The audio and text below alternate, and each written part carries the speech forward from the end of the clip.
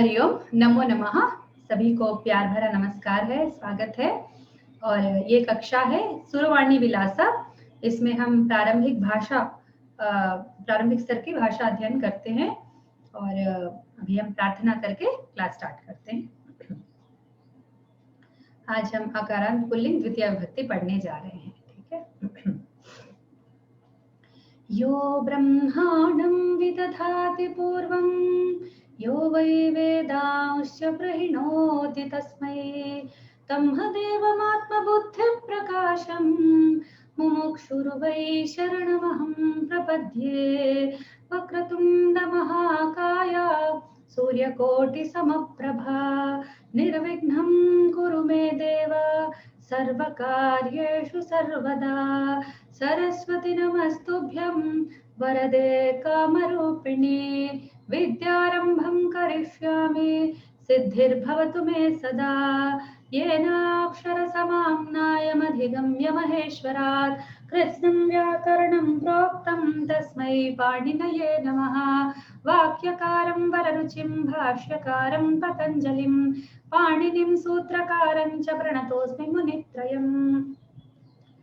तो हम लोग ने पिछले जब पूर्व पाठ में प्रथमा विभक्ति शब्द रूप प्रारंभ कर दिए थे और हमने प्रथमा विभक्ति पढ़ा कि एक कोई भी शब्द के क्या क्या क्राइटेरिया होते हैं, उस विभक्ति का अर्थ क्या होता है और उसके प्रयोग रूप कैसे कैसे होते हैं, ये सब हमने पढ़ा था। ठीक है, तो आज उसी को कंटिन्यू करते। धातु पाठ तो पूरे हो गए, धातु रूप उसके प्रथमा द्वितीया प्रथम पुरुष मध्यम पुरुष उत्तम पुरुष उसका हो गया। फिर शब्द रूप में आए, इसको यहाँ पर हमने पढ़ा। अभी उसके आगे कंटिन्यू करते हैं। ठीक है, तो आपको वो लाइनें समझ में आए ना। पहले वाक्य में पद दो टाइप के, पहला वाला धातु, दूसरा क्रिया रूप, दूसरा वाला शब्द रूप। तो क्रिया रूप का मूल धातु और शब्द रूप का मूल प्रातिपदिक। तो प्रातिपदिक को विभक्ति प्रत्यय कैसे जोड़ते हैं ये हमने पहले पाठ में जाना, अभी दूसरे में कंटिन्यू करते हैं। ठीक है, सबसे पहले द्वितीय विभक्ति होती क्या है, उसका अर्थ क्या होता है। तो जैसे मैंने प्रथम पाठ में बताया, विभक्ति का एक बार पुनरावृत्ति कर लेते हैं उसको। विभक्ति देखने वाली चीज होती है, जो हमको दिखाई देती है, जिसको हम पढ़ते हैं, बोलते हैं, देखते हैं। पर उसको वो जो अर्थ बताता है वो क्या होता है, दैट इज द कारक।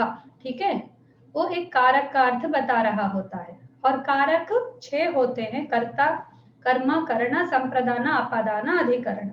जैसे जैसे हम आगे बढ़ते जाएंगे, हर एक विभक्ति के साथ उससे संबंधित कारक को हम पढ़ते जाएंगे। ठीक है, आज का कारक है कर्म कारक। हम ये द्वितीय विभक्ति जो है कर्म कारक का अर्थ प्रधानतया बताता है।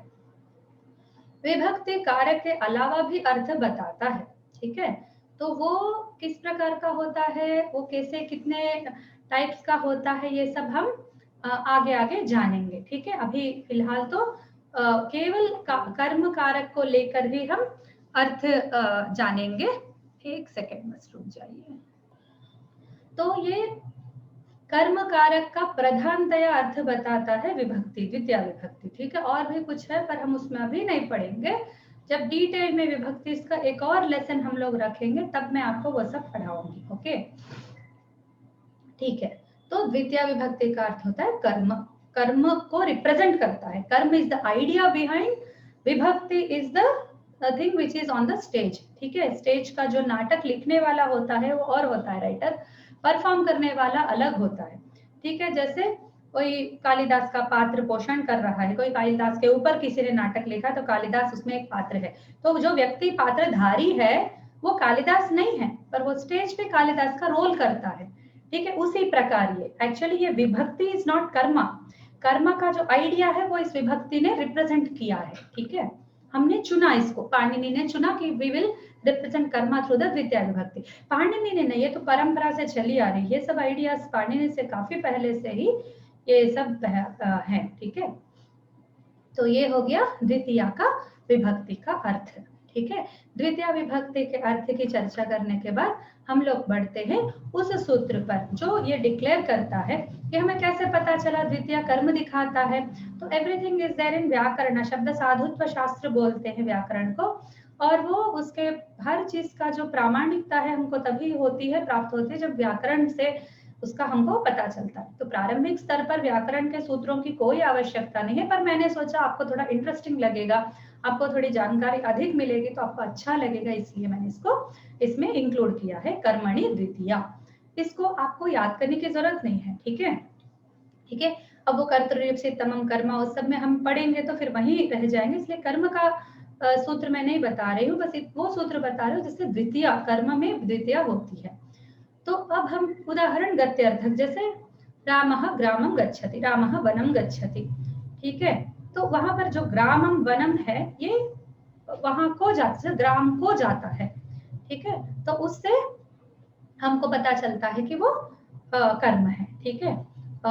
मैं चित्र देखता हूँ, ठीक है, चित्र को देखता हूँ, एक्चुअली देखना क्रिया है, ठीक है। देखने की क्रिया का जो कर्म है या देखने की क्रिया का फल जो भोग कर रहा है वो चित्र है, ठीक है। मैं चित्र को देख रही हूँ, ओके। तो वो चित्र को कर्म मिलता है, वो कर्म के कैटेगरी में आता है और उसको द्वितीय विभक्ति लगती है। तो द्वितीय विभक्ति का आइडिया भी जानना आवश्यक है, द्वितीय विभक्ति का प्रयोग भी जानना आवश्यक है, उसका प्रत्यय भी जानना बहुत आवश्यक है, उसके बिना हमारा कार्य नहीं चलता। तो और डिटेल्स में जाने से पहले कि इससे पहले कि कैसे कर्म को हम जानते हैं किसी वाक्य में, ये जानने से पहले मैं आपको बता दूं, संस्कृत सीखने के लिए जो ये आधुनिक युग में, मैं 50s से पहले की बात नहीं, 50s के बाद, 60s के बाद, और भी क्लियर लिखो तो 70s के बाद, ठीक है। 70s के बाद काफी संस्कृत शिक्षण और पद्धतियों में, जानकारी लेने की पद्धतियों में बहुत सारा परिवर्तन आ गया। पहले ट्रेडिशनल मेथड्स में हम लोग सीखते थे, उसके बाद स्कूलिंग में आ गई, 50s के बाद स्कूलिंग में आ गई। स्कूलिंग में आने के बाद फिर से परिवर्तन क्या किया, आप अपनी मातृभाषा में आप लिख सकते हैं, ये थोड़ा हनन हो गया। बाकी आप जर्मन सीखेंगे, आपको इंग्लिश में लिखने की अनुमति नहीं होगी, प्रारंभिक स्तर में होगी, फिर बाद में चेंज करते हैं। लेकिन हमारी संस्कृत की दुर्गति हो गई है कि हम अपनी मातृभाषा में लिख सकते हैं, ये देने के बाद संस्कृत में किसी को रुचि नहीं, बस क्वेश्चन को समझना है। टीचर्स भी इतना ही सिखाती है कि उस क्वेश्चन में क्या लिखा है बस उसका आंसर वो दे देते, रटा रटाए लिख देते। तो कहने मात्र को संस्कृत है, 40 मार्क्स का पूरा संस्कृत में लिखना होता है। मैं सोचती थी अच्छा कुछ ऐसे वैसे देते होंगे, फिर मैंने देखा कि नहीं, वो केवल राम रामो रामः रटा के जो लिखते हैं, धातु रूप शब्द रूप जो लिखते हैं, बस उनके मार्क्स होते हैं। तो ऐसे संस्कृत सीखकर जो कोई भी आ रहा है या फिर कुछ प्राइवेट संस्थाएं हैं कुछ सिखाते हैं, उनसे सीख कर आते हैं, वो भी फट फट फट फट फट से संस्कृत सीखने सिखाने का दावा करते हैं और भी कई सारे ये करते हैं। मैं ये नहीं कहती कि वो गलत है, पर उसके कारण जो फल हो रहा है केवल मेरा उस पर ध्यान है। मैंने देखा कि ऐसे विद्यार्थी प्रायः द्वितीय विभक्ति की समझ नहीं होने के कारण, सही उनके मन में द्वितीय विभक्ति और कर्म का कॉन्सेप्ट नहीं बैठने के कारण वो प्रथमा विभक्ति ही प्रायः कर्म में भी प्रयोग करते, ठीक है। जैसे हमारी भाषाओं में कई, मैं पिक्चर देखता हूँ, मैं सिनेमा देखने गया, ऐसा बोलते हैं हम लोग, है ना, सिनेमा देखने गए, मैं मंदिर गया, ठीक है, मैं मंदिर गया, मंदिर को गया बोल रहे हैं क्या हम लोग, मैं गांव गया, मैं गांव को गया बोल रहे हैं क्या, नहीं बोल रहे हैं। हमारी भाषा में गांव शब्द में जब वो कर्म होने के बावजूद उसमें हम को नहीं लगा रहे हैं, तो हमें ये कैटेगरी का पता नहीं चलता अपनी भाषा में। जब उसी वाक्य को हम संस्कृत में करते हैं तो रामः ग्रामः गच्छति, इस प्रकार वो लिखते हैं।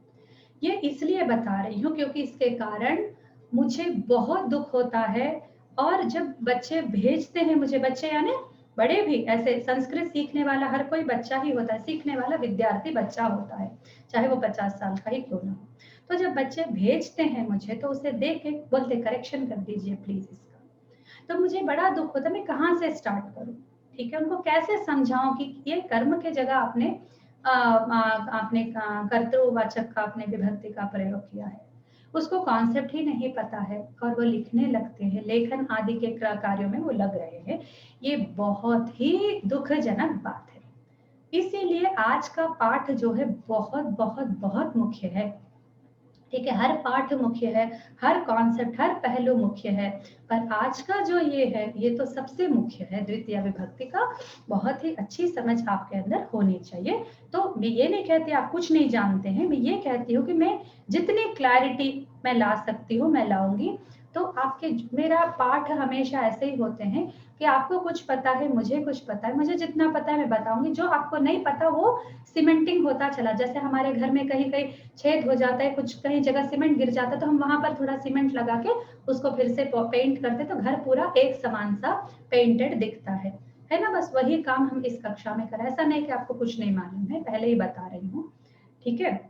तो वैसा एक कॉन्सेप्ट कर्म का है, जो सच में कर्म का कर्म बड़ा बुरा हो गया है 70s के बाद, 70s 80s के बाद कर्म का कर्म इतना बुरा हो गया है कि कर्म को कोई समझना नहीं चाहता। और यह शब्द फिलोसफिकली भी बहुत ही मुख्य है। जितना मुख्य फिलोसफी में है, वेदांत में कर्म शब्द का है, उतना ही मुख्य व्याकरण में भी है, ठीक है। तो कर्म को समझना बड़ा आवश्यक है। ठीक है, ऐसे एवं विध गुण विशेषण विशिष्ट कर्म को हम लोग सीखने के लिए, समझने के लिए कैसा स्टेप्स जाते, कैसे पता चले किसी वाक्य में। जैसे राम गांव गया, राम वन गया, वन को गया नहीं, राम जंगल गया, ठीक है। इस वाक्य को लेते, राम जंगल गया, तो राम गया, ठीक है, राम और राम जी जाते हैं, जंगल जाते हैं। राम वो वाले राम नहीं, चलो कोई और राम है, जंगल लकड़ी काटने को गया या घूमने गया, कुछ भी कर, ठीक है। तो ये जो क्रिया होती है उसको पिकअप करना होता है। हर वाक्य में क्रिया बहुत मुख्य है, इसलिए हमने धातु रूपों से अपना अध्ययन प्रारंभ किया था, ठीक है। तो ये क्रिया को पिकअप करेंगे। राम वन गया, राम उसी को संस्कृत में बोले रामः वनम गच्छति और गतवान कुछ भी, तो रामः वनम गच्छति, गच्छति को पिकअप किया, पिकअप करके पूछा किम, ठीक है। एक और वाक्य लेते हैं, मानव बालः चित्रम पश्यति, बालः चित्रम पश्यति, पश्यति क्रिया को ले लिए, मुख्य क्रिया है। कुछ भी वाक्य आप सुनेंगे, लिखते हुए पढ़ेंगे आप, तो आपका पूरा ध्यान क्रिया पर होनी चाहिए। उस वाक्य में जो क्रिया है उसको टक करके पकड़ना, तभी आपको सारे समाचार का वो बता देती है। वो बहुत अच्छा है, जैसे घर का हेड होता है उसको सब बातें पता होती है ना। तो वैसा ही क्रिया कंट्रोल्स ऑल द सेंटेंस। तो उस क्रिया को पकड़ के हम पूछेंगे किम, ठीक है, ठीक है। और बहुत प्रिसाइसली हिंदी में पूछना है तो किसको, ऐसा करके पूछेंगे, ठीक है। किम यानी किसको। सो बालः चित्रम पश्यति, पश्यति देखता है, ठीक है। किम पश्यति क्या देखता है, किसे देखता है, चित्र को देखता है, ठीक है। तो उसका समाधान क्या हो गया, वो को में समाधान आया उसका, ठीक है। स्कंदः गणेशम पश्यति, इस वाक्य में आप देखेंगे स्कंद है वो बाला सुब्रमण्य कुमार स्वामी जिसको बोलते हैं, ठीक है, वो शिव जी का कुमार, वह गणेशम पश्यति। सो स्कंदः पश्यति, पश्यति कौन देखता है, स्कंदः देखता है, तो इसलिए स्कंदः प्रथमा विभक्ति में है। अभी गणेशम पश्यति किसे देखता है, गणेश को देखता है, ठीक है। वो जो को है that is the key point. वो को की समझ के, ये बुद्धि जो है को के समझ के बिना संस्कृत सीख रहे।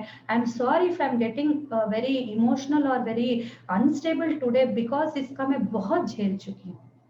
आप लोगों के अंदर भी ये हर चीज के, जहां पर भी कर्म पिकअप करना होता है वहां पर ये को वाली भावना को अच्छी तरह धारण कर लीजिए, ठीक है। मेरे स्टूडेंट्स प्रथमा और द्वितीय विभक्ति का अंतर नहीं जानकर, कर्ता कर्म का अंतर नहीं जानकर अगर आगे जाते हैं तो मुझे बहुत ही दुख होगा, क्योंकि दूसरे टीचर्स के स्टूडेंट्स को मैं कुछ नहीं कहती, मैं पढ़ाती हूँ और उनको समझ में नहीं आता है, मैं 10 बार कर्म का थियोरी आपको पढ़ाने के लिए संसिद्ध हूँ।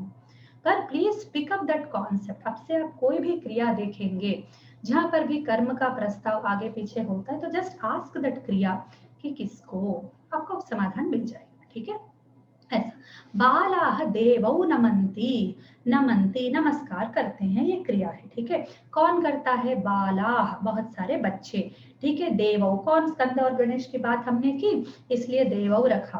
तो देवः देवौ देवाः ऐसा आता है ना, प्रथमा विभक्ति में हमने सीखा था, ठीक है। तो यहाँ पर देवौ है, तो प्रथमा विभक्ति का हमको देवौ पता है, देवौ यानी दो देवता, ठीक है। देवः एकः देवः, दो देवता, फिर बहुत सारे देवता, देवाः, ठीक है। यहाँ पर देवौ नमन्ति है, तो हमको वही देवौ की याद आते है, तो हम कहते हैं बच्चे दो देवता नमस्कार करते हैं, ऐसा मैं बोलूंगा। बोलेंगे आप क्या बोल रही हैं, दो देवता नमस्कार करते हैं?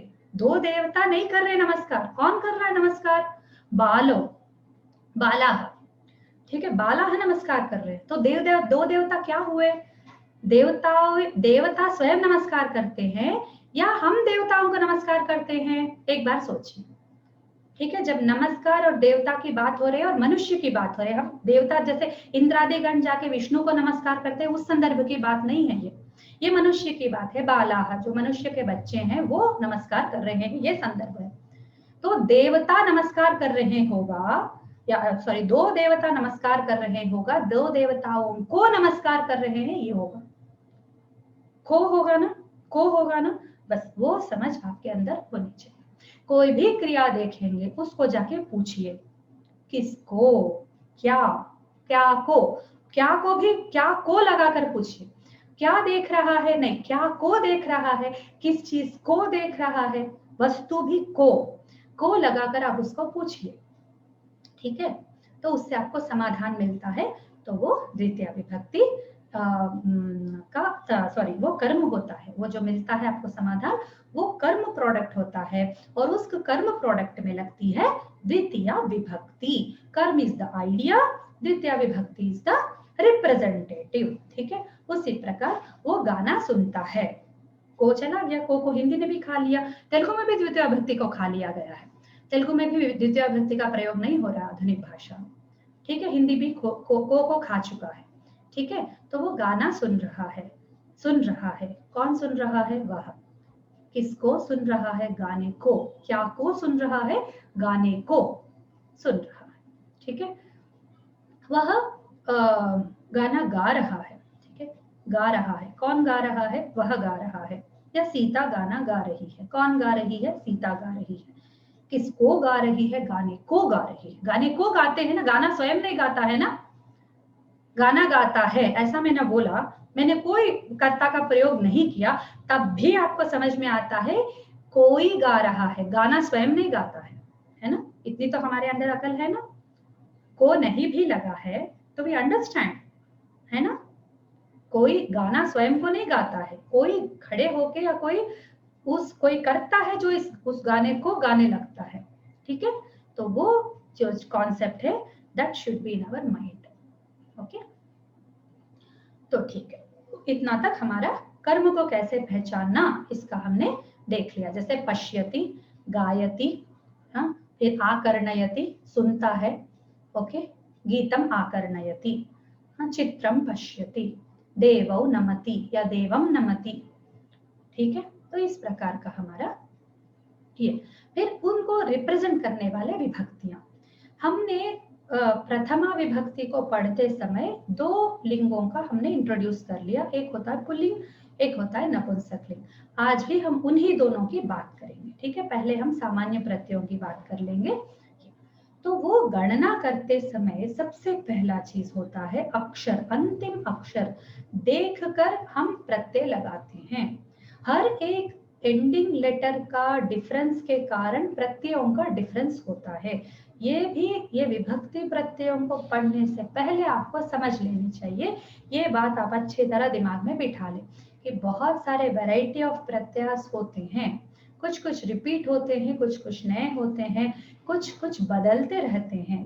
जैसे रामा में जो प्रत्यय लगते हैं हरि में लगने वाले प्रत्ययों से अलग होते हैं। हरि में जो प्रत्यय लगते हैं वो रामा से अलग होते हैं नेचुरली, ठीक है। और फिर किस हिसाब से हमने पहले पाठ में पढ़ा था कि लिंग क्या, मैंने फर्स्ट इससे प्रथमा विभक्ति के पाठ में भी आपको बताया था कि लिंग के हिसाब से, वचन के हिसाब से और अक्षर के अंत के हिसाब से प्रत्यय लगने लगते हैं। ठीक है, तो ये रामा हरि का मैंने आपको अनुपूर्वी लगाकर दिखाया है कि अंतिम अक्षर ऐसे पहचानते, इसलिए अनुपूर्वी का हर जगह आपको आवश्यकता पड़ेगी। मैंने आपको सबसे पहले दिन बताया था कि बहुत सारे शब्द आप अनुपूर्वी पूर्वक आप उसमें सीख लीजिए, वरना साउंड्स का पता नहीं होगा तो आप शब्द शास्त्र नहीं सीख पाएंगे। व्याकरण को आधारित करके ही ये भाषा के पाठ आपको दिखाए जा रहे हैं। व्याकरण का एक भी मैं प्रस्ताव नहीं करूंगी, बस ये केवल इंटरेस्ट जगाने के लिए कर्मणि द्वितीया वाला मैंने सूत्र रखा, वरना मैं वो भी नहीं रखना चाह रही थी। व्याकरण का एक भी शब्द हम नहीं छुएंगे, पर सारा व्याकरण का बेसिस के हिसाब से मैं आपको पूरे पाठ बताते जाऊंगी। इसके बाद आपको मौका मिले कभी जाके पाणिनीय व्याकरण की कक्षाएं सब होने के बाद कभी पाणिनीय कक्षा में जाके बैठ जाइए, आपको सब समझ में आने लगेगा। ठीक है, उतना बेसिस में आपको देते हुए पढ़ा रही हूँ। ओके, ठीक है, चलिए र आ म आ रामा आ, इसीलिए आ को ठीक से बोलने के लिए मैं आपको बोलती रहती हूँ। अब ओ बोलते रहेंगे तो वो ओ हो जाएगा, गो हो जाएगा, वो गो शब्द के लिए, इसलिए आप आ बोलेंगे आ। ठीक है, आ मुंह खोल कर, जैसे आ बोलते, जैसे आपको करना नहीं आ रहा है, आ करना आपको आ बोलना नहीं आ रहा है, तो एक आइडिया देती हूँ, आ बोलिए आ, और उसी को शॉर्ट बोलिए आ।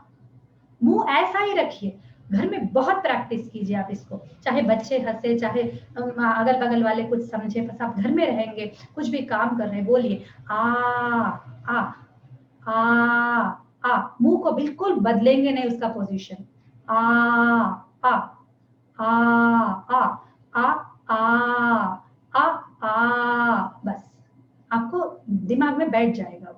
ठीक है, हो गया। उसका होने के बाद फिर हरि, ई हरि। ठीक है, ह अ र ई हरि, तो अंत में ई है तो उसके अलग प्रत्यय लगे अक्षरांतता के आधार पर। तो अभी हम इकारांत हम नहीं पढ़ रहे हैं, केवल अकारांत ही हम लोग अभी पढ़ रहे हैं। ठीक है, अकारांत पुल्लिंग के रूप है। प्रत्यय, प्रत्ययों के कौन कौन से लगते हैं, अम औ आन। इस पे और विपुलता से हम आगे पढ़ेंगे। अभी के लिए बोलिए सब अपनी अपनी जगह म्यूट में ही बोलिए, अम औ आन, अम औ आन। ठीक है, इसको जोड़कर कैसे लिखते हैं वो आगे देखते हैं। और नेक्स्ट नपुंसकलिंग का भी हमने प्रस्ताव किया था, तो नपुंसकलिंग के रूप है अम ए आनी, अम ए आनी। ठीक है, प्रत्यय क्या होता है फिर से एक बार मैं आपको बता दूं, इस कक्षा में फिर से बार बार रिवाइज करके बताऊंगी मैं आपको, चिंतित मत होइए। प्रत्यय क्या होता है, जो पीछे से आके जुड़ता है, जैसे रामा है उसके पीछे से आके जुड़ा, राइट साइड जुड़ता है वो। हम लोग लेफ्ट टू राइट राइटर्स है ना, हम लोग ये वाली भाषा वाले नहीं, हम ये वाली भाषा, तो लेफ्ट टू राइट भी राइट। ठीक है, तो लेफ्ट से जब राइट हम लोग लिख रहे होते हैं, ठीक है, तो वो राइट साइड में आके जुड़ता है। उपसर्ग कहाँ जुड़ता है, लेफ्ट साइड जुड़ता है। ठीक है, प्रत्यय कहाँ जुड़ता है, राइट साइड जुड़ता है। तो राइट साइड में जो अंतिम लेटर साउंड है, vowel sound, not consonant sound. Consonant sounds के अलग होते हैं। ठीक है, अभी हम वोवेल साउंड की बात कर रहे हैं। ओके, अजंत की बात कर रहे हैं, उसमें भी अकारांत की बात कर, अज माने अच अंत, अच माने अ टू औ अच अंत होते हैं, और अकारांत यानी केवल आ। ठीक है, तो जो रामा आ, कृष्णा आ, शिवा आ, तो उन शब्दों की हम बात कर रहे हैं। जो रामा पे अप्लाई हुआ, फिर से बता दो, रामा पे अप्लाई हुआ वो सारे आकारांतों पर अप्लाई होता है। देवा पे अप्लाई हुआ, मैंने देवा शब्द लिया है क्योंकि इसमें राम में अणा आता है, ना आने से थोड़े बच्चे हो जाते हैं, उसके भी नियम जल्दी ही सीखेंगे। ठीक है, तो इसके लिए मैंने देवा शब्द चुना है। ठीक है, तो देवा को जब हम इसको इन प्रत्ययों को लगाएंगे तो कैसे बनेगा, तो राइट साइड जुड़ेगा, देवा लिखा है, जैसे रामा के जगह आप देवा लिख लीजिए, देवा। फिर अम, देवा प्लस अम, देवम। ठीक है, यहाँ पर सवर्ण दीर्घ संधि वगैरह की आप मत सोचिए, दीर्घ संधि होता है ना दीदी, देवाम क्यों नहीं हुआ, ऐसा मत पूछिए। ठीक है, अम में जो आ है वो उच्चारण सौकर्य के लिए है, एक्चुअली वो अनुस्वार है। ठीक है, तो अनुस्वार या मकार है, तो देवा अम, देवम। ठीक है, देवम। फिर औ, देवौ, देवौ। फिर आन, देवान। ठीक है, हिंदी में कैसे बोलते हैं, देव को, और बहुत सारे हैं तो देवों को, बस वही चीज यहाँ पर। देवम एक देव को, हिंदी में दो होते हैं वचन, संस्कृत में तीन वचन होते हैं, तो तीनों वचनों के हम पढ़ेंगे।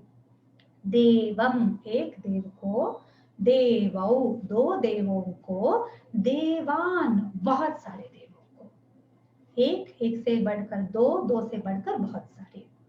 ठीक है, देवम, देवौ, देवान, एक देव को, दो देवों को, बहुत सारे देवों को। उसी प्रकार वो एक कौन है, पुल्लिंग है, तो मैंने उसी जगह फल लगाया, उसी जगह मैंने पत्र लगाया, लगाया तो क्या होगा, फलम, फलौ, फलान होगा। बोलिए, हम ताली बजाएंगे, नहीं बजाएंगे, हम क्या, हमें क्या बोलना होगा, फलम, फले, फलानी। ठीक है, अगर नपुंसकलिंग है, वो शब्द अगर नपुंसकलिंग का है, फलम, पत्रम, पुष्पम, वस्त्रम, नयनम, नेत्रम, ठीक है, ये सब शब्द नपुंसकलिंग के हैं। और फिर से एक बार आपको दोबारा बता दूं कि लिंग की व्यवस्था संस्कृत में अर्थ को लेकर नहीं है, शब्द को लेकर है। केवल शब्द का लिंग होता है, और उसका मैंने उदाहरण भी बताया था, कलत्रम बहुत ही प्रसिद्ध उदाहरण है, और ऐसे बहुत सारे, मित्रम, बहुत सारे उदाहरण। मित्र शब्द एक्चुअली पुरुष या स्त्री को ही बताता है, पर वो लिंग उसका नपुंसक होता है। मम मित्रम आगतम बोलना पड़ता है, ठीक है, मित्रम बोलना पड़ता है। सॉरी, ये सब हम आगे पढ़ेंगे, अभी नहीं आया है, बहुत समय लगेगा वहां तक पहुंचने में। तो मम मित्रम, ठीक है, ऐसा। तो मित्रम, मित्रे, मित्राणी। तो आणी कहाँ होता है, जहां र आता है, अभी के लिए स्थूल रूप से बता रही हूँ कि जहां र आता है वहां ण बनता है, इसीलिए रामा है तो उसमें ण आता है, दूसरे आगे आएगा अभी अभी। रामः, रामौ, रामाः प्रथमा विभक्ति, रामं, रामौ, रामान द्वितीय विभक्ति। यानी रामः, रामौ, रामाः, एक राम, दो राम, बहुत सारे राम कर्ता के रूप में, एक राम को, दो रामों को, बहुत सारे रामों को कर्मा के रूप में, यानी कर्मा में द्वितीय विभक्ति के रूप में। जो वो को है, को इज द द्वितीय विभक्ति, और वो जो आइडिया है, कर्म का आइडिया, मैंने राम को देखा, मैंने राम को देखा, मैंने देखा, मैं करता हूं, मैंने देखा, किसको देखा, राम को। मैंने चित्र देखा, क्या देखा, किसको देखा, चित्र को देखा। तो चित्रम, चित्रे, चित्राणि, मैंने बहुत सारे चित्रों को देखा, अहम चित्राणि पश्यामि, देखता हूं या देखती हूं। ठीक है, मैं बहुत सारे चित्रों को देखती हूँ, अहम चित्राणि पश्यामि। ठीक है, फटाक से सब बोलेगा हम बहुनी चित्राणि पश्यामि, जिसको बहु पता है, ठीक है, वो बोलते हैं बहुनी चित्राणि। अभी बहु को मत ले आना, ठीक है, बहु का प्लेस नहीं है अभी, this is only place for बहुवचन। बहु शब्द की आवश्यकता नहीं, शब्द के बिना भी बहुवचन का होता है। मैं बोलूंगी एक राम, तो बोलेंगे एक कहा रामः, अरे एक क्यों ला रहे भाई, रामः बोले तो एक ही है। आप बोलेंगे क्या, राम वन को गया बोले तो एक राम वन को गया, ऐसे हिंदी में बोलेंगे क्या, या राम वन को गया बोलेंगे। जब एक से एक है तो बताने की आवश्यकता ही नहीं है, दो है तो बताना पड़ता है, और वो भी दो राम वन को गए इसलिए बोलना पड़ता है क्योंकि हिंदी में शब्द नहीं है। ठीक है, पिताजी फल लाए, पिताजी फल लाए, लाए नहीं, फलों को, यही है। एक में वचन की जो मैं बात कर रही थी, हिंदी में वचन व्यवस्था से मुझे बिल्कुल संतुष्टि नहीं है। संस्कृत सीखने के लिए हिंदी में आपको बताना है तो सच में बहुत बहुत बहुत सर फिर जाता है, क्योंकि एक भी शब्द का वचन बदल के हम नहीं बता सकते। बहुत कम शब्द है जिनके, जैसे फल हुए, चित्र हुए, ठीक है, जैसे को लगाने समय चित्रों को बोलेंगे, लेकिन बहुत सारे चित्र, चित्रें ऐसा नहीं बोल सकते। ठीक है, ये समस्या है हिंदी में, अपनी अपनी भाषा, इसलिए संस्कृत परिपुष्ट भाषा इसलिए है, तो भाषा के सारे अंग इसमें विकसित है। तो संस्कृत सीखने पर सभी भाषाएं आराम से इसलिए सीख सकते हैं क्योंकि कई सारे भाषाओं के कॉन्सेप्ट संस्कृत में है। तो ये जो है कॉन्सेप्ट के साथ साथ संस्कृत सिखाना पड़ता है। इसीलिए यदि अगर लोग बोलते हैं संस्कृत टफ है, उसमें अगर कहीं सच्चाई है, थोड़ा सा लेश मात्र सच्चाई है, नहीं है, लेकिन अगर है तो यहाँ पर है, क्योंकि कोई और भाषा सीख, जैसे इंग्लिश सीखते समय आप इंग्लिश ग्रामर के बिना इंग्लिश सीख सकते हैं क्या? ऐसा ही संस्कृत भी तो है ना, इसमें कई सारे और भी विकसित भाषा है, ये देव भाषा है, ये देवत्व छुपा है इसमें। तो इसलिए बहुत सारे अंश ऐसे होते हैं जहाँ पर आपको नया तरह से आपको इंट्रोड्यूस करवाना पड़ता है। ठीक है, ये हो गया। अभी तक हमने क्या पढ़ा? प्रथम पहले विभक्ति का अर्थ लिया, द्वितीय विभक्ति किसको दिखाता है? कर्म को दिखाता है। फिर हमने क्या पढ़ा? वो कर्म का कैसे जाना जा सकता है, तो क्रिया को निकाल कर पूछो किसको, तो वो आंसर देगा, तो वो कर्म है, जो आंसर में आएगा वो कर्म है। थर्ड हमने क्या पढ़ा कि जो अक्षर, अंतिम अक्षर होता है उसके आधार पर विभक्ति के प्रत्यय लगते हैं। और फोर्थ स्टेप हमने क्या पढ़ा इस स्लाइड में?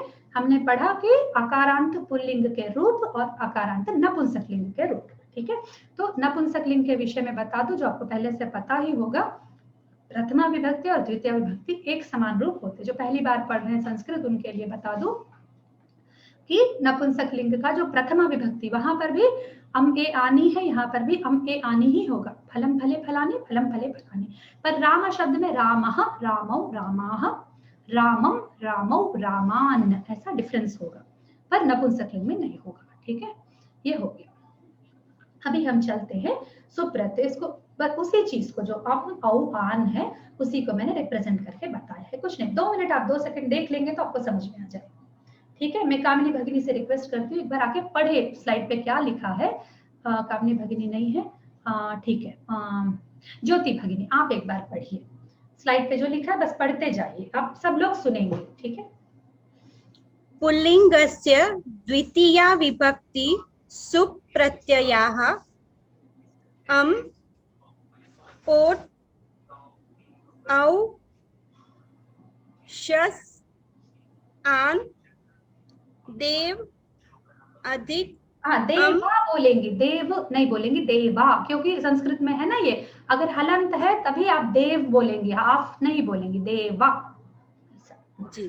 देव अधिक अम, देवम, देव अधिक औ, देवौ, देव अधिक आन, देवान। हाँ, एक बार यहाँ पर मैं थोड़ा एक्सप्लेन करती हूँ, आपको डाउट आया होगा, ये तो बताया ही नहीं आउट क्या है, शस क्या है। ठीक है, ये मैंने प्रथमा विभक्ति पढ़ाते समय बताया था कि ये जो विभक्तियां होती है पाणिनीय विधान से ये विभक्तियां हैं, ये सारे विभक्तियों के मूल रूप है। जो मैंने बोला अक्षर के हिसाब से बदलते हैं ना, वो है ये वाले। ठीक है, जो ब्रैकेट में लिखे हैं ये वाले हैं जो अक्षर के हिसाब से बदलते हैं। ठीक है, जब हम हरि गुरु वो सब सीखेंगे तब हमको पता चलेगा डिफरेंस। अभी के लिए तो हम एक ही शब्द सीख रहे हैं इसलिए मैं नहीं बता सकती। तो इसका रूप बदल जाता है, तो आन हो गया वो, दूसरे विभक्ति के विषय में वो कुछ और हो जाता है। ठीक है, तो इस अकारांत के विषय में ये हो जाता है। तो अम, आउट, शस, ये अम है बस लिखने का मात्र अंतर है। आउट है, आउट का जो होता है औ। तो राम जो प्रथमा विभक्ति था वो था सु औजस, सु औजस, वहां पर भी औ है, यहाँ पर भी औ है, लेकिन ये आउट है। ठीक है, जो द्वितीय विभक्ति का प्रत्यय है वो आउट है। ओके, वहां पर जस था, यहाँ पर शस है। ठीक है, तो बोलने का ये क्या है, जस शस ये सब हम बाद में सीखेंगे। अभी के लिए बस आपको, क्योंकि ना मैं आपको साइंटिफिकली पढ़ाना चाहती हूँ। साइंटिफिकली यानी हमारे पास का जो बेस्ट साइंस है व्याकरण साइंस है। ठीक है, तो व्याकरण शब्द शास्त्र, शास्त्र इज अ साइंस, साइंस बोले तो विज्ञान है वो जो ऑब्जेक्ट से रिलेटेड, फिजिकल वर्ल्ड से रिलेटेड वाला नहीं, ये इस वर्ल्ड से रिलेटेड साइंस है, भाषा से रिलेटेड साइंस है। ठीक है, तो वो साइंटिफिक टर्म्स के साथ आपको पढ़ा रही हूँ ताकि आपके मन में ये अच्छे से कॉन्सेप्ट बैठ जाए। ओके, तो अम, आउट, शस आर द पाणिनीय प्रत्ययास, अम, औ, आन आर द प्रत्ययास that we see in the world. हम जो शब्दों को जुड़े हुए लोक में देखते हैं, दुनिया में देखते हैं, संसार में, वो रूप है ब्रैकेट में दिए हुए। तो हमने देवा को क्या जोड़ा, आउट जोड़ा, पर देवआउट नहीं पढ़ते, ट निकल जाता है, देवौ बचता है, तो देवौ ही पढ़ेंगे। और देवाशस, एक्चुअली हम देवाशस जोड़ रहे हैं पर वो देवा आन बन जाता है। ठीक है, अभी के लिए आप इतना समझ लीजिए, मैं हर विभक्ति में आपको ये वाले प्रत्यय बता दूंगी और अंत में पूरा टेबल आपको दिखा दूंगी, जिससे आपको अच्छे से आइडिया हो जाए कि हम क्या पढ़ रहे हैं। ओके, चलिए, धन्यवाद। और नेक्स्ट अमरनाथ भैया, आप ये राइट साइड वाला पढ़िए, ठीक है। नपुंसकलिंगस्य द्वितीया विभक्ति सुप् प्रत्ययाः अम, औट, हाँ सॉरी, ये भी शस है, तो ये भी शस है, सॉरी गलत लिखा है, जस नहीं है, शस है ये भी। अम, औट, ये शस, हाँ, आनी, आनी, फल, अम, फलम, फल, ये फले, बहुवचन, द्विवचन, फल, आनी, फलानी, बहुवचन। Right, very good. हाँ, तो वही कॉन्सेप्ट है, या जो अकारांत पुल्लिंग का शब्द है वो आन बना, द्वितीय विभक्ति का बहुवचन, और जो नपुंसक लिंग का शब्द है वो आनी बना। अब समझे आप डिफरेंस? वो भी शब्द है, ये भी शब्द है, पर वो शब्द आन बना, ये शब्द आनी बना और आनी बना, ठीक है, ऐसा। चलिए आगे बढ़ते हैं, धन्यवाद भैया। हाँ, ऐसा। फिर इसके अर्थ, ठीक है, मैं पहले बता चुकी हूँ, ये भी किसी को बुलाऊंगी, पढ़ेंगे वो। शिल्पा भगिनी। आम, आम। हाँ, पढ़िए। एक वचनम राम प्लस अम, राम अम, रामम अथवा रामम, एक राम को। द्विवचनम राम औ, औट, रामौ, दोनों रामों को। बहुवचनम राम प्लस आन, शस, रामान, अनेक रामों को। समझ में आ गया ना? पहले जो बैकग्राउंड दिया है उसके हिसाब से आपको ये समझ में आ गया। एक राम को, रामम यानी एक राम को। ऐसे मैं बोलूंगी तो बालः रामम पश्यति, ठीक है, बालः रामम पश्यति, तो रामम एक राम को देखता है बालक। बालः रामौ पश्यति, तो एक बालक दो रामों को देखता है। बालः रामान पश्यति, एक बालक अनेक रामों को देखता है, ठीक है। तो देखने वाला एक है, पर देखी जाने वाली वस्तुओं में परिवर्तन हो रहा है नंबर में, तो उस नंबर के हिसाब से हम जो आवश्यक है वो लगा लेंगे। अब दो है तो दो तक नंबर है, एक है, दो है, उसके बाद नंबर बिल्कुल बहुवचन में बदल जाता, चाहे तीन हो, तीन से अधिक हो, हमारे को कोई लेना देना नहीं है। रामान बोले तो एटलीस्ट तीन लोग हैं वहां पर, एटलीस्ट मिनिमम तीन है, और उससे ज्यादा बहुत सारे, ठीक है। चित्रम पश्यामि, मैं चित्र को देखती हूँ, ठीक है। चित्रे पश्यामि, मैं दो चित्रों को देखती हूँ। चित्राणि पश्यामि, मैं बहुत सारे चित्रों को देखती हूँ, ठीक है। अब वही चीज हम लोग नपुंसकलिंग का भी पढ़ने जा रहे हैं, और ये मैं सागर को बुलाती हूँ। सागर, इसको आप ही पढ़ो पूरा, ये पूरा पढ़ो क्या क्या लिखा है। कविता भगिनी, अभी आप बोल पाएंगी क्या? नमो नमः भगिनी। हाँ बोलिए भगिनी, हाँ बोलिए। जी, अकारांत नपुंसकलिंग विभक्ति प्रत्ययः अर्थः च त्रीणि वचनानि। एक वचनम फल, फल प्लस अम, फलम, फा नहीं, फा, फा बोलेंगे, फल, फा, फा, फलम, फा नहीं, फा नहीं, फा, फा, फलम, फलम, फल, जी, एक फल, फल को। द्विवचनम फल प्लस ए, फले। भगिनी भगिनी, फा, फा ला, आ बोलेंगे, फल नहीं बोलेंगे, फल नहीं है, जी जी, ये हिंदी नहीं है, संस्कृतम है। फाला, फाला, फलम, फले, जी जी, फल, ठीक है, हाँ, फला, फले, दो फल, दो फलों को।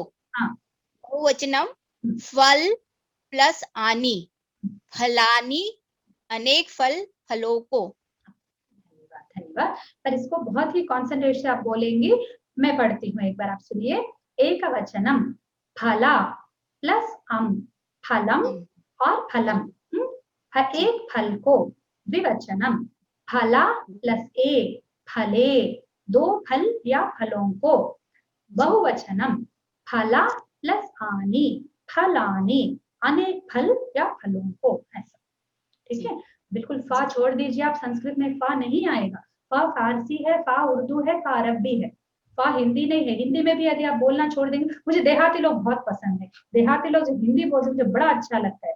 हाँ, हर चीज में फा लगाते हैं, फोटो, हाँ फोटो, अब फोटोग्राफ, क्या क्या बोलते हैं, फा होता है जहाँ पर फालतू फालतू काम मत करो बोलते हैं, फा हर जगह फा लगाते हैं। वो तो उर्दू पारसी शब्दों में भी फा लगा देते हैं, इंग्लिश में भी फा लगा देते हैं। वो सही है लगता है कभी कभी, हमारी भाषा का हमको ना ये होना चाहिए, चाहे लोग हंसे कि तुम गलत बोल रहे हो, स्टाइल से बोलो, ऐसा बोलते हैं, फ बोलना स्टाइल है, तो क्या हम अपनी संस्कृत में भी लाएंगे क्या जो शब्द नहीं है उसको? नहीं ना। हाँ, तो बोलना छोड़ दीजिए आप, मैंने तो छोड़ दिया पूरी तरह, ठीक है। जब संस्कृत बोलती हूँ तो बहुत कॉन्शियसली हाँ। ओके, जी तेलुगु में भी ऐसा ही हो गया, केवल आपके प्रदेश में नहीं, इवन तेलुगु सभी साउथ इंडियन सब लोग इसको फा ही बोलते हैं, अक्षर वाला पढ़ाते समय भी फा बोलते हैं, वो सही नहीं है। पा फा बा भा मा नहीं है ना, ता था दा धा ना, जो पहला लेटर है उसी का महाप्राण सेकंड लेटर है, तो ता का जब था हुआ तो पा का फा होना चाहिए ना, पा का फा तो नहीं हो सकता ना। धन्यवाद। फिर अच्छा, मैंने संबोधनम का अभी आपको समझाया नहीं है, संबोधनम का थोड़ा सा इसमें समझा देती हूँ। संबोधन का actually I wanted to make this separate thing, पर ठीक है समझा देती हूँ, कॉन्सेप्ट को समझने बहुत सिंपल सा कॉन्सेप्ट है। संबोधन प्रथमा विभक्ति जैसा ही होता है। संबोधन होता है जब किसी को बुलाते हैं, ठीक है, जैसे रामः गच्छति, राम जा रहा है, तो मुझे राम को बुलाना है, हे रामा, ऐसे बुलाती हूँ ना, हे रामा। जैसे मैंने अभी आपको बुलाया कविता भगिनी, ठीक है, ज्योति भगिनी, सागर, सागरा, जैसे संस्कृत है तो आ बोलना पड़ेगा, ठीक है। तो आ के साथ हम बोलते हैं, बस वो विसर्ग निकल जाता है, उसमें जो प्रत्यय लगता है उसमें विसर्ग निकल जाता है।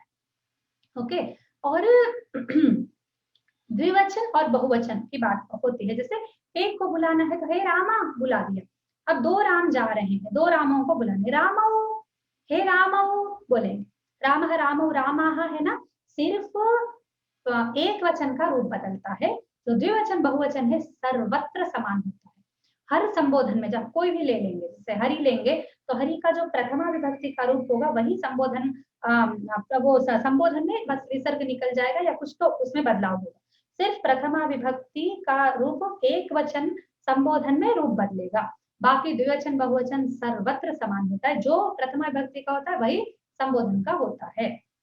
इसीलिए संबोधन अलग विभक्ति नहीं है, वो प्रथमा विभक्ति ही है, पर प्रथमा विभक्ति का केवल एक वचन में रूप बदलता है, ठीक है। आपने सुना होगा सीते सीते करके बुलाते हैं रामायण में, क्या इनका नाम सीता है कि सीते सीते क्या लगा रखा है? मुझे पहले समझ में नहीं आया था, बाद में जब संस्कृत सीखा तब समझ, अच्छा ये संबोधन बोल रहे हैं सीते, ठीक है। तो इसे माते अम्बे बोलते, वो नहीं बोलना चाहिए, माते अम्बे गलत है, ठीक है। माता, माता का माता होगा, मातर नमामि कमले कमलायताक्षी, मातर होता है, और अम्बा का अम्बक होता है, अम्बा, ओके ऐसा। जगदम्बा, जगदम्बे, अम्बे बोलते वो नहीं है, संस्कृत में भी उसको लेकर आते हैं, मत मत लेकर आइए। हिंदी में बोलते हैं, बोलने दीजिए उनको, उनका शौक, उनकी मर्जी। मैं हिंदी भाषी नहीं हूँ, ना ही मैं उसमें अधिकार रखती हूँ, कुछ बोलने का मुझे कोई हक नहीं है, पर संस्कृत में यस मैं अधिकार रखती हूँ, मुझे बोलने का भी हक है, जो उसमें नहीं है उसको हम नहीं लाएंगे, ठीक है। अम्बा, मातक, मातक, ठीक है, ये उसके सही संबोधन है, राइट। ऐसे ही हे फला, ठीक है, हे फलम फले फलानी है ना प्रथमा विभक्ति के रूप, तो केवल एक वचन का बदला है, हे फला। फिर द्विवचन बहुवचन का क्या होगा ज्योति भगिनी? द्विवचन संबोधन करे, दो फलों को आप संबोधित कर रहे हैं, तो क्या बोलेंगी? शिल्पा भगिनी क्या बोलेंगे? ओके, अमरनाथ भैया क्या बोलेंगे? नमो नमः, फले, हाँ फले, फले, हाँ बिल्कुल, हे फले। हाँ वैसे बहुवचन का भी बता दीजिए। एक वचनम में फल, फल, द्विवचनम में फले, हाँ, बहुवचनम में फलानी, फलानी, हे फलानी, हे बहुत सारे हे फल, ठीक है ऐसा, ठीक है। फिर से एक बार बता देती हूँ, संबोधना विभक्ति यानी किसी को बुलाना, उसमें वही विभक्तियां लगती है जो प्रथमा विभक्ति में लगते हैं तीनों वचनों में, पर एक वचन में थोड़ा सा कभी रूप बदलता है, बस इतना, ठीक है। तो विसर्ग के रहना और नहीं रहने में कितना अंतर है देखा आपने, है ना। हे राम माम पालय, ऐसा बोलते हैं ना, हे रामा, वो श्लोक आपने पढ़ा होगा तो ऐसा, हे रामा, जैसे हे रामः बोलेंगे वो गलत होगा। रामः यानी रामः गच्छति, प्रथमा विभक्ति कर्ता होता है। हे रामा में रामा कर्ता नहीं है, ठीक है, इसीलिए उसका संबोधन करके एक अलग कैटेगरी है, पर दैट इज ओनली प्रथमा विभक्ति का दूसरा एक टाइप है, क्योंकि द्वितीय द्विवचन बहुवचन में वही चीजें रहती हैं, इसलिए will not worry about that. चलिए अभी नेक्स्ट उसी चीज को मैंने टेबलाइज करके लिखा है, इसको सागर पढ़ेगा। सागर पूरा पढ़ो, टेबल में क्या क्या लिखा है। हरिओम। हाँ हरिओम। ये पूरा टेबल पढ़ना है। अकारांत पुल्लिंग देव शब्द द्वितीया विभक्ति। देव शब्द द्वितीया विभक्ति प्रत्यय अम आउट शस। ऐसे बोलो, एक वचनम अम, द्विवचनम आउट, बहुवचनम शस। ऐसा एक वचनम अम, द्विवचनम आउट, बहुवचनम शस। द्वितीया विभक्ति एक वचन देवम, एक वचन देवम, द्विवचनम देवो, बहुवचनम देवान। नेक्स्ट नपुंसकलिंग। अकारांत नपुंसकलिंग एक वचन सु अम, द्विवचनम औट ए, बहुवचनम शस हानि, एक वचनम फलम, द्विवचनम फले, बहुवचनम फलानि। एक वचनम हे फल, द्विवचनम हे फले, बहुवचनम हे फलानि। ये संबोधनम का है, देवा में मैंने नहीं लिखा है, वहां पर भी सेम होगा, मैंने लिखा, मैं नेक्स्ट टाइम इसको क्लियर करूंगी। हे देवा, हे देवौ, हे देवाः, ऐसा होगा। प्रथमा विभक्ति में जो होगा वही होगा। एक्चुअली मुझे प्रथमा विभक्ति के साथ ही बताना था, तो छूट गया वहां पर, इसलिए यहाँ पर आ गया। ओके चलिए, अभी एक नया कॉन्सेप्ट में जा रहे हैं। अभी तक हमारी प्रैक्टिस हो गई है, एक नया कॉन्सेप्ट में हम अभी जा रहे हैं। हम ये देखते हैं कि अभी इससे पहले आपने इस टेबल में अगर इसमें ध्यान दिया होगा तो देखिए देवम फलम, ठीक है। फिर ये थोड़ा अलग है, देवौ देवान फले फलानी, ये थोड़े अलग है। जैसे मैंने बोला तो आपको समझ में आ जाएगा, ये पुल्लिंग शब्द है, पर जो देवम और फलम है हम उसके बारे में बात करेंगे थोड़ा। जो द्वितीय विभक्ति का प्रत्यय है और जो अम प्रत्यय, ठीक है, वो अम प्रत्यय जो है वो 3 जगह पर आता है, ठीक है।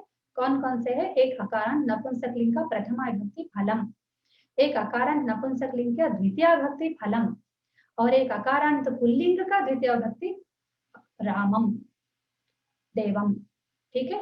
यहाँ पर 3 जगह पर आता है। तो हम कैसे निर्णय करें? अब समझ में आता है ना, अब मजा आएगा। बिल्कुल, कोई वाक्य दिया है तो उस वाक्य में ये अकारांत पुल्लिंग है, सॉरी अकारांत नपुंसक है, अकारांत नपुंसक द्वितीय है, या फिर अकारांत पुल्लिंग द्वितीय है, हम कैसे जाने? ठीक है, उसका हम थोड़ा डिस्कस करेंगे। जैसे एक उदाहरण देखें, फलम पतति या फलम भवति, दोनों में फल क्या हुआ? ज्योति भगिनी, फल क्या हुआ इस वाक्य में? कर्ता हुआ या कर्म हुआ? कर्म हुआ। हाँ, कर्म। कर्म कैसे हुआ? फलम पतति, आप हिंदी में ट्रांसलेट कीजिए। फल हाँ, कर्ता हुआ, पतति कर्म होगा। कर्ता हुआ, फलम भवति, हाँ, फल है, हाँ, तो है, हाँ, गिरने का काम कौन कर रहा है? फल ही कर रहा है ना, तो करता है वो, ठीक है। जी जी। फिर ये दूसरा वाक्य देखिए, फलम खादति या फलम पश्यति। अमरनाथ भैया आप बताइए, इसमें फल क्या क्या आपको? इसमें फल करता है। करता है कैसे? आप हिंदी में ट्रांसलेट कीजिए। फलम खादति, खादति यानी खाता है। आम, हाँ, फलम खादति है। हाँ, करता, हाँ बराबर है, कर्म आएगा, क्योंकि कोई तो भी फल खा रहा है। हाँ, कोई खा रहा है, फल को खा रहा है, कोई खा रहा है, फल को खा रहा है। को का कॉन्सेप्ट है ना, वही डिसाइड करें। आपके माइंड में को का कॉन्सेप्ट क्लियर नहीं है तो आपको ये करता ही लगेगा। फल खाता है, ये लोकानुभव से हमको पता है ना, फल स्वयं को नहीं खाता है। अब कोई आम रखा है, नहीं। आम खाता है बोले तो आम स्वयं नहीं खाता ना, आम बैठ के कोई जलेबी, कोई मिठाई वो खुद बैठ के नहीं खाता है ना, कोई व्यक्ति है आम को खाता है। ठीक है, आम हमारे लिए खाने की वस्तु है, आम स्वयं कुछ खाने के लायक वस्तु नहीं है दुनिया में, है ना जी। हाँ, उससे हमको ये पता चलता है। फलम खादति, कोई है जो फल को खा रहा है, तो फल को खाता है। ठीक है, फल को देखता है। ठीक है, जिसको शुगर है नहीं खाना चाहिए बेचारा, वो फल को देखता है। ठीक है, थोड़ी देर थोड़ा थोड़ा खा भी सकता है, उसको अच्छा लगा, चलो ठीक है, खुश हो गए थोड़ा खा के। ओके, तो फलम खादति फलम पश्यति, ये हो गया। तो इसमें हमको पता चला पहले वाले फलम में हमको ये कर्ता मिला, सेकंड वाले फलम में हमको ये कर्म मिला, तो ये दोनों रिजॉल्व हो गया। ओके, तो वो कैसे पता चला वो बाद में डिस्कस करते हैं। नेक्स्ट उदाहरण देखते हैं, फलम खादति पश्यति, फिर वही उदाहरण, फल को खाता है या देखता है। रामम पश्यति रामम नमति, राम को कोई खाता नहीं है ना, है ना, तो रामम पश्यति नमति। ठीक है, राम को नमस्कार करता है या राम को देखता है। तो फलम खादति, जो फल को देखता है, राम को देखता है। ठीक है, तो हमको कैसे पता चलेगा कि कौन से लिंग की बात हो रही है ना, सही क्वेश्चन है ना। जैसे रामम पश्यति हमको पता चल गया पुल्लिंग है, हमको पता नहीं है जैसे फल शब्द नपुंसक लिंग है, तो हम कैसे जाने कि ये फल नपुंसक है या पुल्लिंग है। जैसे वस्त्रम पश्यति, ठीक है, वस्त्रम क्षालयति, ऐसा हमने एक वाक्य लिया, तो हमको नहीं पता वस्त्र को धो रहा है, पर वस्त्र क्या है, पुल्लिंग है कि नपुंसक लिंग है, हमको नहीं पता, अब क्या करें। ठीक है, तो उसका रिजोल्यूशन के लिए हमारे पास कोई उपाय नहीं है। ठीक है, तो ये दो लेवल का प्रॉब्लम है यहाँ पर। एक लेवल का प्रॉब्लम है लिंग का, दूसरे लेवल का प्रॉब्लम है विभक्ति का। लिंग का कैसे, सेकंड लेवल का प्रॉब्लम, ये प्रॉब्लम है लिंग का प्रॉब्लम, ये प्रॉब्लम है विभक्ति कौन सी है, यानी वहां कारक कौन सा है, कि कर्ता है कि कर्म है, वो जानना बड़ा चैलेंजिंग पार्ट ऑफ संस्कृत है। ठीक है, तो विभक्ति निर्णय के लिए हम कैसे, पहले विभक्ति निर्णय का हम रिजॉल्व करते हैं जो यहाँ पर है। ठीक है, प्रथमा है या द्वितीय है, वो कैसे जाने। क्रियाम पृच्छामः, सिंपल, क्रिया को जाके पूछेंगे ना, हमको आंसर मिल जाएगा, तो वो कर्म है। अगर आंसर में वो नहीं आया तो वो करता है, या फिर कुछ और है, वी डोंट नो। ठीक है, एटलीस्ट कर्म तो नहीं है वो। अगर किसको क्या को करके हम पूछेंगे और कोई समाधान नहीं आया तो वो कर्म नहीं है। ठीक है, ये पहला स्टेप। सेकंड, जैसे लोकानुभव मैंने बताया कि फल स्वयं को नहीं खाता है, तो वो संदर्भ देख लीजिए। ठीक है, उससे ये विभक्ति कर्म ही हो सकता है, वो स्वयं करता नहीं है। खादन क्रिया का वो करता नहीं है, एटलीस्ट पतन क्रिया का करता है, वो फल गिरने में समर्थ है, फल गिर सकता है पेड़ से, उसमें वो सामर्थ्य रहता है ना, टूट कर गिरता है, वो नीचे गिरता है। तो हम देखते हैं फल खाता है, फल स्वयं को नहीं खाता है, इसलिए दोनों में हमको अंतर पता चल गया लोकानुभव से। फिर कुछ और अंश है जो अभी हमने नहीं पढ़ा है, आगे आगे पढ़ेंगे, पर इस बात को आप ध्यान में रखिए। ठीक है, बहुत इंपॉर्टेंट पार्ट है ये। ठीक है, सर्वनाम शब्द और विशेषण शब्द कुछ होते हैं जिनके द्वारा हमको पता चलता है कि फलाना वाला फलाना विभक्ति है। ठीक है, तो ये हम बाद में पढ़ेंगे, इसको हम अभी थर्ड पॉइंट को will not discuss. Next point है लिंग निर्णय के लिए क्या क्या हम करना चाहिए। विभक्ति निर्णय में हो गया, लिंग निर्णय में हमारे पास दो ही उपाय है। एक संदर्भ है, जैसे ऊपर है वैसे ही सर्वनाम विशेषणों से हम लिंग निर्णय कर सकते हैं, और सेकंड है कोश। कोश से हमको पता चलता है, कोश यानी डिक्शनरी। ठीक है, डिक्शनरी शब्द कल्पद्रुम वाचस्पत्यम करके दो डिक्शनरीज है। ठीक है, उनमें से हमको पता चलता है कि फलाना शब्द नपुंसक लिंग है या पुल्लिंग है। ठीक है, इस प्रकार। नेक्स्ट, अरे ये वाला पहले नहीं आ रहा है। ओके, तो पहले अभ्यास कर लेते हैं। तो जो वचन बदलने का बताई थी ना अभी थोड़ी देर पहले, बालः देवम नमति देवौ नमति, इस प्रकार का ही यहाँ पर मैंने कोशिश की है अभ्यास के लिए। बस इसको पूरा पढ़ेंगे एक बार। अभिषेक भैया आप आके एक बार पढ़ेंगे पूरा अभ्यास के वाक्यों को। अभिषेक आनंद, अच्छा दो अभिषेक है, अभिषेक आनंद और हाँ ठीक है, आप पढ़िए पढ़िए भैया। अभ्यास है?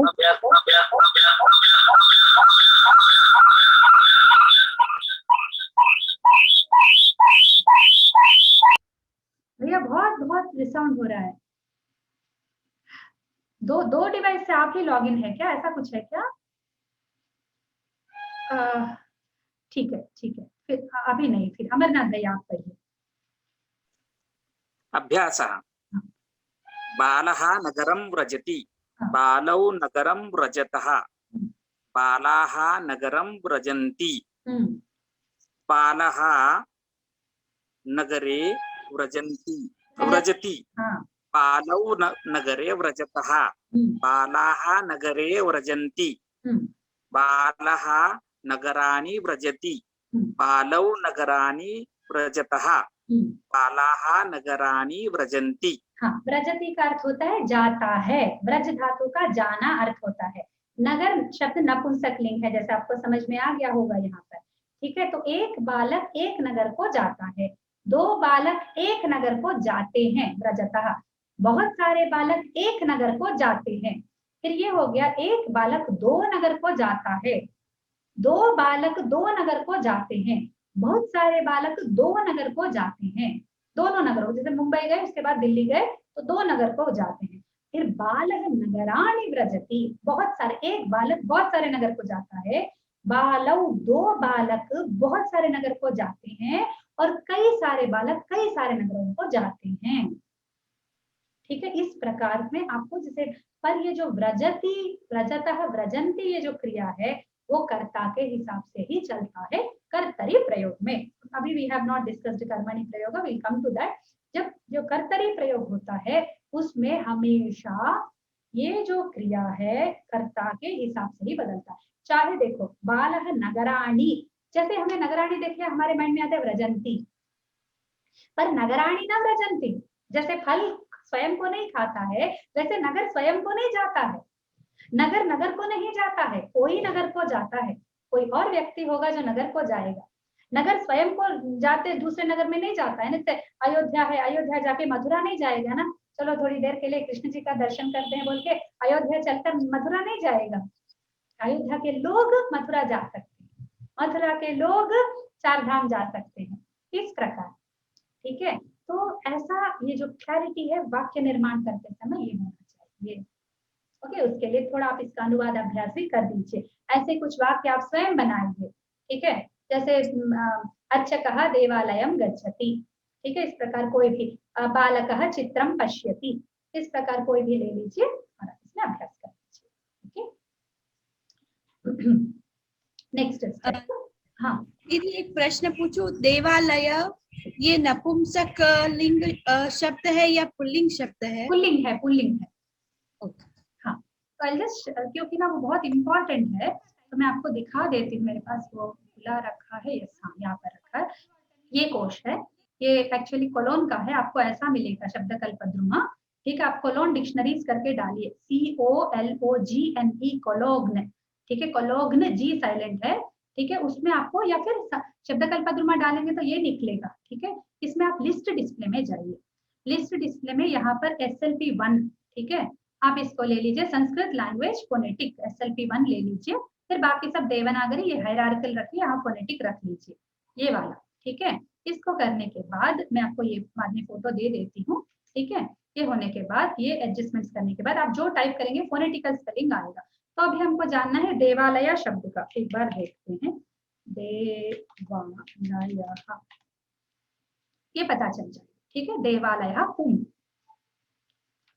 दिख रहा है ना, देवालय पुम।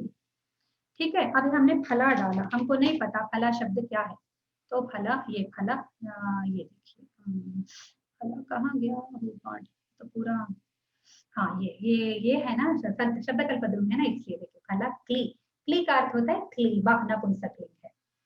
ठीक है, इसमें दिखाती हूँ, ये वाचस्पत्यम है, इसमें भी लिस्ट डिस्प्ले में जाइए, इसमें भी सेम काइंड ऑफ ये प्रेफरेंसेस ये सब रख लीजिए। ठीक है, संस्कृत लाइब्रेरी फोनेटिक SLP1, ये थोड़ा आसान रहता है, और आपको इसकी हेल्प चाहिए, टाइपिंग की हेल्प चाहिए तो यहाँ पर है, इसको क्लिक करेंगे, कीबोर्ड का हर कोलोन डिक्शनरी में ये सब रहता है, तो अब इसको क्लिक करेंगे तो आपको नहीं पता, जो भी न्या डालना नहीं आया तो देखो यहाँ पर है, अणा तो R कैपिटल है, इस प्रकार का। ठीक है, ये हो गया। इसका होने के बाद इधर हम डालेंगे देवालय। ठीक है, तो यहाँ पर इसमें ना करके दिया है नपुंसक। वाचस्पत्यम में केवल प्रातिपदिक होते हैं और शब्द कल्पद्रुम में प्रथमा विभक्ति के वर्ड्स होते हैं। यहाँ पर देखिए देवालया से आया, यहाँ पर फलम आया, यहाँ पर फला डालूंगी, देखिए फलम डालूंगी नहीं आएगा, बोलेगा नॉट फाउंड, फला नहीं है डिक्शनरी में नहीं नहीं है, देखिए यहाँ पर है, ठीक है, फला फलागतो फलाना, ये ठीक है। इस प्रकार कुछ धातु में है तो धातु में पहले आती है फिर शब्द आता है, ओके, दैट्स ऑल। इस प्रकार, ओके, ये हो गया। एक और छोटा सा कॉन्सेप्ट है वो बता के फिर एंड करते हैं। एक कॉन्सेप्ट है संस्कृत में, हाँ, तो अभी हमने कर्म के बारे में पढ़ा, तो वो जो कर्म है 2 टाइप्स का होता है। कुछ धातुएं होती है, जैसे मैं आपको उदाहरण बताती हूँ, फलम पतति, वही वाला लेते हैं, फल गिरता है, किसको गिरता है, ठीक है, पतंग उड़ता है, किसको उड़ता है, पक्षी उड़ रही है, किसको उड़ रही है, बच्चा सोता है, किसको सोता है, सोचिए, उसका कोई आंसर नहीं है, है ना, ऑब्वियस। फल गिरता है, किसको गिरता है, नदी बहती है, किसको बहती है, नदी किसी को बहती है क्या, नदी स्वयं बहती है, बस बहने का कर्ता नदी है, गिरने का कर्ता फल है, सोने का कर्ता बालक है। वो किसको सो रहा है, किस पर सो रहा है, पलंग पर सो रहा है, वो अलग है, पर किसको सो रहा है, खुद को सो रहा है क्या, वो ऐसा बोलने का है क्या दुनिया में। वैसी जो धातुएं हैं जिसका किसको का समाधान नहीं होता, वैसी भी धातुएं भाषा में हैं और उनको बोलते हैं अकर्मक धातुएं। तो ये जो कर्मकत्व है वो 2 टाइप्स का है, एक अकर्मकत्व, एक सकर्मकत्व। तो अगर धातु हो सकता है तो पूर्ण तरह अकर्मक हो सकता है, पूरी तरह सकर्मक हो सकता है। कभी कभी कुछ अर्थों में सकर्मक होता है, कुछ अर्थों में अकर्मक होता है। जैसे उड़ना ले लीजिए, पक्षी उड़ता है, फ्लाई इंग्लिश में बताने को अच्छे से आएगा, द बर्ड फ्लाइज, ठीक है, मेरे पिताजी ने बताया था मुझे, ये बहुत मुझे अच्छे से समझ में आया था जब मेरे पिताजी ने मुझे समझाया। द बर्ड फ्लाइज, पक्षी उड़ता, हिंदी में बता नहीं सकते इसको, ठीक है, द बर्ड फ्लाइज। तो flies, flies what, no answer, तो दैट्स इंट्रांसिटिव, वो अकर्मक है। The boy flies the kite, the boy flies the kite, ठीक है, बॉय बच्चा पतंग को हिंदी में उड़ाता है होगा, इसलिए नहीं बता सकते। तो boy flies the kite, flies what, the kite. तो यहाँ पर फ्लाइज का आंसर है काइट करके, इसीलिए वो ट्रांसिटिव हो यानी सकर्मक हो।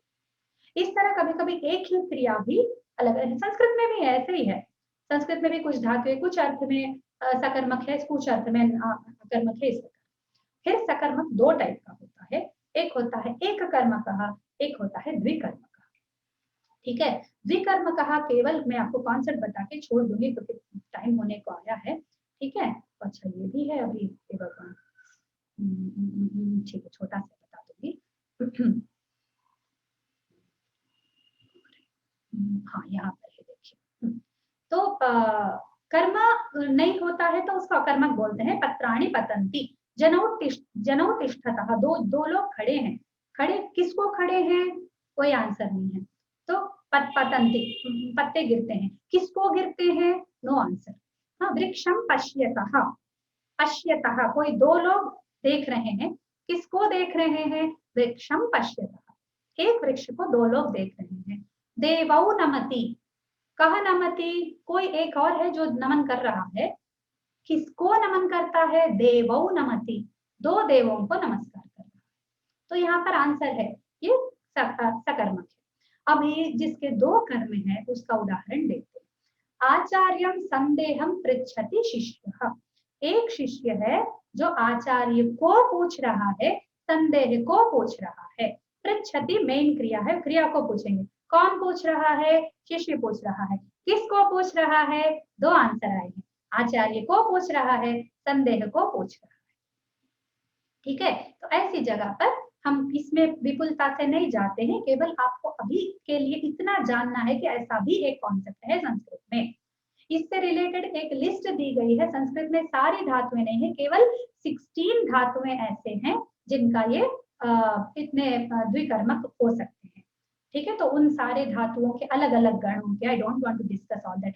आपको गणों का पता है ना, मैंने बोला कुछ सारे बहुत ही टफ गण हैं, इस प्रकार सब है, तो वो कॉन्सेप्ट समझाना अभी के लिए पॉसिबल नहीं है और समय भी नहीं है, इसलिए आई am just telling you that एक द्विकर्मक नाम का एक कॉन्सेप्ट होता है। ठीक है, ये हो गया। अभी इसके एक्चुअली ये स्लाइड उसके बाद होना चाहिए, आई एम सॉरी। तो अभी दो नियम बता देती हूँ झट से। अनुस्वार कहाँ लिखे और मकार कहाँ लिखे, क्योंकि मैंने आपको विभक्ति प्रत्यय बताते समय भी मैंने आपको वो दो दो करके मैंने ब्रैकेट में रख के आपको बताया। तो आपको डाउट होगा कि दीदी कहाँ पर अनुस्वार रखना है, कहाँ पर मकार लिखना है, हमको नहीं पता। कई सारे बुक्स में मैंने देखे हैं, प्रारंभिकों के बुक्स में और प्रारंभिक विद्यार्थियों को देखा है जो ऐसे टाइप के पढ़कर आते हैं जिनको पूरा ज्ञान नहीं दिया जाता, तो वो लोग ये गलतियां बहुत करते हैं। This is the second level of mistake. मकार का और अनुस्वार का सही प्रयोग नहीं करते। और कई दिनों तक मुझे भी पता नहीं था, एमए करने के बाद भी मुझे पता नहीं था, किसी ने मुझे बताया ही नहीं। ठीक है, फिर गुरुदेव से पता चला मुझे कि अम जो होता है वो कंसोनेंट से पहले लिखते हैं। कोई भी कंसोनेंट है, कंसोनेंट यानी व्यंजन अक्षर, हल अक्षर जो होता है, जो क से लेकर स्टार्ट होता है ह तक, ठीक है, क से लेकर ह तक अक्षरों पे जैसे नेक्स्ट लेटर वो कैसे डिसाइड होता है, अनुस्वार लिखना है मकार लिखना है, नेक्स्ट लेटर पे डिसाइड होता है। तो जैसे नेक्स्ट लेटर कंसोनेंट है तो हम अनुस्वार लिखेंगे, नेक्स्ट लेटर अच है तो हम मकार लिखेंगे। तो यहाँ पर मैंने उदाहरण में आपको दिखा दिया, रामम पश्यति तो मकार हुआ, अनुस्वार हुआ। फिर रामम अनुवदति, ठीक है, रामम अनुवदति तो ये मकार, ये अनुस्वार ये मकार। फिर फलम खादति, ये ख है व्यंजन अक्षर है, इसीलिए फलम करके अनुस्वार आया। यहाँ पर इच्छति ई है जो वो अच है, इसलिए इसके पहले मकार आया। अब से मेरे स्टूडेंट्स कभी गलती नहीं करेंगे इस विषय में, चाहे तो 10 बार फिर से समझाने को तैयार हूँ, पर ये नहीं करेंगे। एक और बार बताती हूँ, नेक्स्ट लेटर डिसाइड करता है कि हम पहले अनुस्वार लिखेंगे या मकार लिखेंगे। अनुस्वार तब लिखेंगे जब नेक्स्ट लेटर कंसोनेंट या व्यंजनाक्षर होता है, मकार तब लिखेंगे जब नेक्स्ट लेटर स्वर या फिर अच होता है, ववेल होता है। ओके, कुछ और नियम है, पर ये क्या बोलते हैं वैकल्पिक नियम है। इसमें क्या है, हम चाहे तो ऐसा मिलाकर लिख सकते हैं, वर्ग पंचम का प्रयोग कर सकते हैं, चाहे छोड़ सकते हैं। इट्स नॉट मैंडेटरी नहीं है ये, ठीक है, इट्स नॉट मैंडेटरी, ये बस एक ऑप्शनल रूल है। कभी मतलब संस्कृत में आपको पढ़ते समय, क्योंकि मैंने दावा क्या किया, मैंने ये नहीं बोला आपको मौखिक भाषा सिखाऊंगी, मैंने बोला आपको समझने की भाषा सिखाऊंगी जो आप पढ़ के समझ सकते हैं। तो जब आप पढ़ेंगे तो अक्षर आपका ऐसे, काफी अक्षर आपको ऐसे दिखेंगे संस्कृत टेक्स्ट में, तो आपको पता नहीं चलेगा ये क्या है। इसीलिए ये बताना पड़ रहा है कि नेक्स्ट लेटर अगर वर्ग पंचम, वर्ग यानी क से म, कादयो मावसाना स्पर्शा जो है वो वर्गाक्षर है, हमको वर्गाक्षर बोलते हैं। जो 1 2 3 4 5 लाइंस में आते हैं ना, क ख ग घ ङ छ छ ज झ ञ ट ठ ड ढ ण त थ द ध न प प ब म, बस इतने अक्षर के जो होते हैं उसके वर्ग पंचम होते हैं। फिफ्थ लेटर से ना पूरे ङ ञ अण न म, ञ ञ अण न म, तो वो जो वर्ग को बिलोंग करते हैं उस वर्ग का नेक्स्ट लेटर देख के वहां का अनुस्वार है उस वर्ग का फिफ्थ लेटर हो जाता है। जैसे रामम पश्यति है, प आपने देखा, पा का यहाँ पा से पहले अनुस्वार आया, तो पा का वर्ग पंचम माँ है, तो इसलिए रामम पश्यति। तृणं चरति, तो ये जो च है, ठीक है, ये च का ये अनुस्वार है, तो च का वर्ग पंचम क्या हुआ, ञ, तो तृणम अनुस्वार का जगह बदला, च की जगह नहीं बदलता, च वही रहता है, च को देखकर अनुस्वार उसके वर्ग पंचम में बदल जाता है। ठीक है, ये एक और नियम है। और है या व ल के क्या है, इसके सानुस्वार लेटर्स होते हैं, तो अनुनासिक लेटर्स होते हैं, तो ये थोड़ा टफ है, मुझे भी इसका ज्यादा पकड़ नहीं है। I am just trying to show one udaharan. इसको जैसे आप विष्णु सहस्त्र नाम के अगर आप उच्चारण कक्षा में आए होंगे तो वहां बता रही थी, परमयो महत्तेजा, परमम यो करके रहता है, वो यकार देख के क्या है, परमयो ऐसा बोलना पड़ता है, परमयो महत्तेजा, परमयो महत्तपः, परमय्यत् परायणम, तो य करके हम उसका अनुनासिक यकार को उच्चारण करते हैं। I don't know exactly, but ये मैंने सुना है, व्याकरण से सुन के आपको बता। ठीक है, ये हो गया हमारा आज का लेसन। ठीक है, एक बार बस थोड़ा सा मैं इसको अब ये कर देती हूँ, रिवीजन मार देते हैं, रिवीजन का भी टाइम नहीं, आई एम सॉरी। ठीक है, नेक्स्ट क्लास के लिए जाना है, आई एम सॉरी। हाँ, नेक्स्ट वीक एक बार रिवाइज कर लेंगे। हाँ, अच्छे से ध्यान से सुनिएगा। इस पाठ को मैं चाहूंगी कि आप 1 से 2 बार देखें, अच्छे से सुने। 2 बार दोबारा सुनेंगे तो आपको बहुत क्लियरली सब पता चल जाएगा। Okay, I ask you at least watch this video 1 more time. ठीक है, धन्यवाद आप सबका। तो कोई डाउट है तो आप पूछ सकते हैं, कोई संक्षिप्त डाउट है तो पूछ सकते हैं। प्रार्थना करके स्वस्ति प्रजाभ्यः परिपालयन्तां न्याय्येन मार्गेण महीं महिषाः गोब्राह्मणेभ्यः सोमस्मित्रं लोकाः समस्ताः सुखिनो भवन्तु, सर्वे भवन्तु सुखिनः, सर्वे सन्तु निरामयाः, सर्वे भद्राणि पश्यन्तु, मा कश्चित् दुःखभाग् भवेत्। सर्वं श्रीरामार्पणमस्तु। आप सबका बहुत धन्यवाद। शुभमस्तु। धन्यवाद भगिनी। धन्यवाद भगिनी। धन्यवाद भगिनी। धन्यवाद।